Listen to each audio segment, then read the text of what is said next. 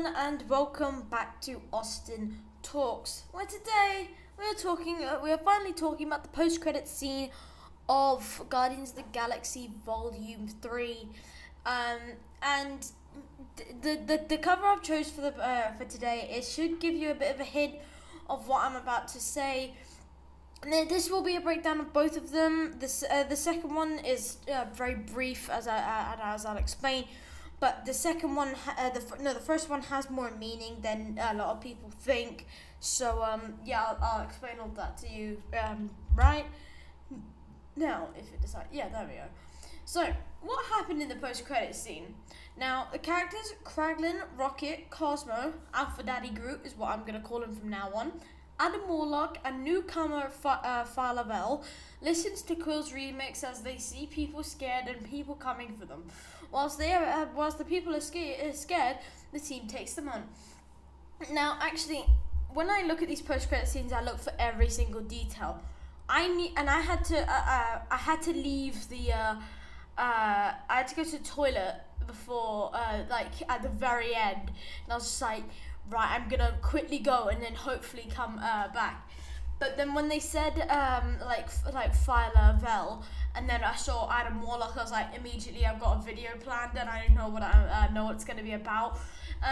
So I just made it. So and I also think this movie is well deserved in what it got, and people didn't really see the full context of the post-credit scene, but I'll have you know, it is actually more deeper than you think, as I'll get onto in a bit. Now, why is it so important? Well, I mean, it is important for many reasons. Obviously for keeping the legacy of the Guardians alive, and James Gunn as well.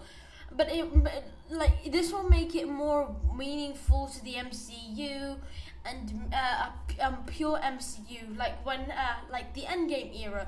So we've delved from Endgame, and then when COVID started, so from beginning of 2021 with WandaVision and all that, and then to She-Hulk, it wasn't really pure as much as the other ones, but this is an indication that we are getting pure stuff. And then we've got a Secret Invasion coming soon, which looks even more pure, because it's showing how Nick's feeling. So we're getting back into that era of pure MCU meaning, and I also like how it's rebooted itself with with Vol.3, and carrying out the legacy would be good, because the whole point is to have good movies, good series, and keep people invested.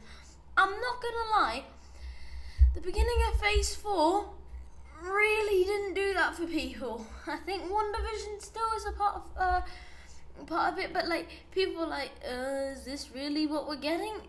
Yeah, it's not what we should expect. Okay, well, never mind, I accidentally hit that. Now, who are the Annihilators?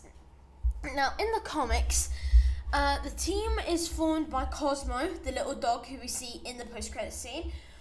In order to keep the Guardians' name alive across the galaxy, and the team consists of Adam Warlock, who we see, Ronan, who is already present in the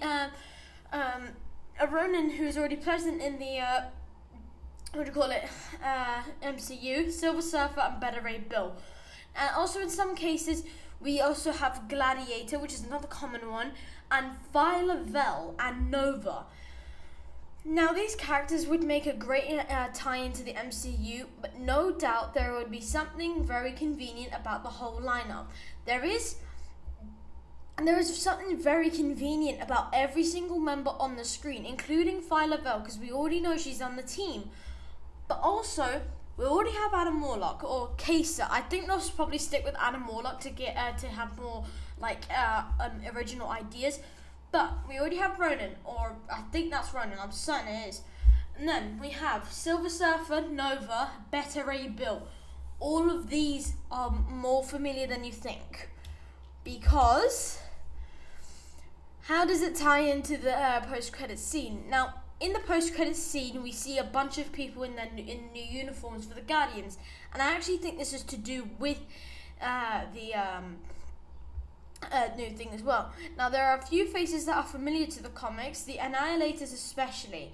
Now, we can also see Adam Warlock and Fire Lavelle, and who are actually members. But also, we know that Beta Ray Bill already exists, and we know we're getting Silver Surfer soon. Now, they are members, and whilst we know that the MCU likes to be comic accurate, but with a twist, this lineup for the movie is good for now. I do think it will expand. Cosmo's good. Rocket is good. Do not keep Rocket, please. I mean, obviously, people have to die.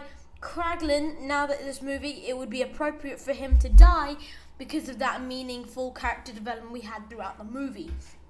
Also, Fire Lavelle's new. Very good to introduce. So is Adam Warlock. Groot. Honestly, there should be a little show with Groot and Rocket.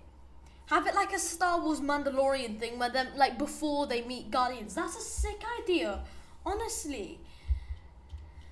Now, from this, what can we actually expect? Now, so from the characters that we know that are already existing and the characters appearing in the upcoming movies like Silver Surfer and Noah, we already know that Beta Ray Bill exists from another movie, Thor Ragnarok. We probably don't. I mean, they'll probably alter some way in order for them to meet up. We may not get a Gladiator. We maybe, but he is like the team leader, so there is a chance we do. But we may not get him. But it isn't that much of a big deal considering we have Alpha Daddy Groot. He's fine, and so everything's shape. I also do have another theory that I think will actually tie everything together and what I'm actually saying. Hang on. Had a bit of a cough earlier. So, yeah, I'm recovering still. So, like, Beta Ray Bill, we already know exists. Adam Warlock, we've just been introduced to. We know Nova's going to appear at some point. Maybe in the post-credits scene in the Marvels. We don't know. But the chances are very high. Now, can we expect a solo movie? Now, if my theory about introducing them subtly throughout the MCU's next projects and still carrying out the Guardians' legacy, I do think that they will make a solo movie if they listen to our wishes. But the only downfall would be that James Gunn wouldn't direct, and that is why this movie is a masterpiece. So that may be a problem, but we have to see. Honestly, an Annihilators movie would be good, like to show the cosmic entities that lie throughout the galaxy. We have Silver Surfer with the cosmic energy of like practically everything. The Gladiator, if we don't get him, it's honestly fine. I want to see Beta Ray Bill. I do want to see Beta Ray Bill. But yeah, we may have to see. We will have to see. We won't have James Gunn directing because he's obviously moved on to DC to try and rebuild that atrocity. But you understand. I hope you understand the point I'm trying to make. This could lead to great things, but this also could have its downfalls with directions. Because we've also had that issue with the Fantastic Four, which is where they'll probably introduce the Silver Surfer. So, and also, like, comment who you think they would go against, because we already know the guy that voices Puss in Boots will be Galactus. That could be where they all meet up, because they all can go into space. That'd be a great idea. Now, what happened in the second post-credit scene? Now, based on Peter Quill's return to his grandfather's house, this scene consists of 30 seconds of Peter Quill eating cereal and attempting to talk to his grandfather. This scene projects a sense of unease, and this is unnatural to them, and it is a bit rude how the grandfather doesn't look to have any interest in bonding. This does just show how they are different, as Peter is seen as alienated, looking as though he is abandoned in family. Honestly, if you wrote that in a English exam, you'd actually depending what happens in this and how the characters feel, that would actually be really good. But yeah, he is alienated because he is considered an alien. He's been in space for however long, since he was a kid. So this actually makes perfect sense. And now going back to his family, it's obviously a bit uneasy, especially how they left off in the first Guardians movie. Oh, fan theories I did not know. Oh, we only have two. Alright, okay. Well, this is a very convenient time for them to introduce them, because there are not many teams in the MCU like the Avengers or the Guardians. This is good because it is timed perfectly. With the promising the Marvel's post-credit scene revealing Nova and the potential return of Ronan and the cameo of Silver Surfer in the Fantastic Four, this is an incredible time to introduce.